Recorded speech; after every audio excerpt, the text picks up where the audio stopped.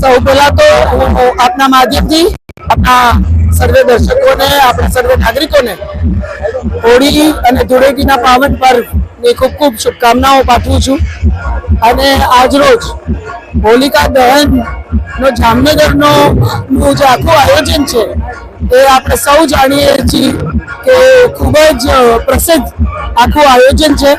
અને દર વર્ષે સમસ્ત ભોઈ જ્ઞાતિ જામનગર સાથે મળી અને આખો ભોઈ સમાજ આ આયોજન ખૂબ સરસ રીતે એનું આયોજન કરતા હોય છે। આ 70મું આયોજન છે અને જામનગરનું હોલિકા દહનનું આખું આ જે કાર્ય છે એ ખૂબ જ ભક્તિ સાથે, ઉત્સાહ સાથે યુવા પેઢી આ કાર્યમાંથી ક્યાંક પ્રેરણા લઈ શકે એવી રીતે અને તમામ વર્ગો, તમામ સમાજોને જોડી અને ખૂબ સુંદર આયોજન કરવામાં આવે છે। ત્યારે હું સમગ્ર ભોઈ સમાજના જે આયોજન સમિતિના સર્વે સદસ્યો છે એમને હું ખૂબ ખૂબ અભિનંદન પાઠવું છું। સાથે સમગ્ર ભોઈ સમાજ અને આપણા સર્વે નાગરિકો એ પણ ખૂબ ખૂબ અભિનંદન પાઠવું છું કે સમરસ ભાવથી આપણે આખો આ હોળી ઉત્સવ અહીં એક થઈ અને ઉજવીએ છીએ।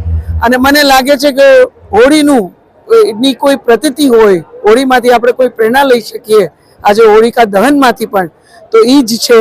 ધૂળેટીના માધ્યમથી આપણે કહીએ છીએ કે બુરા ન માનો હોલી હે, મતલબ ગમે એને રંગ લગાડીએ, રંગોથી રમીએ, એમાં બધું જ ભૂલી અને એક ભાઈચારાના ભાવથી, એક પરિવારના ભાવથી આપણે સૌ હોળી એ કલર ઉત્સવ આખો ઉજવતા હોય છે। ત્યારે આજનો દિવસ એવો દિવસ છે જ્યારે આપણે ક્યાંક સત્ય ઉપર આખું વિશ્વ ટકેલું છે, આખી સૃષ્ટિ ટકેલી છે એ વાત ઉપર આપણો પુનઃ જે વિશ્વાસ છે એ ક્યાંક સુદૃઢ થતો હોય છે।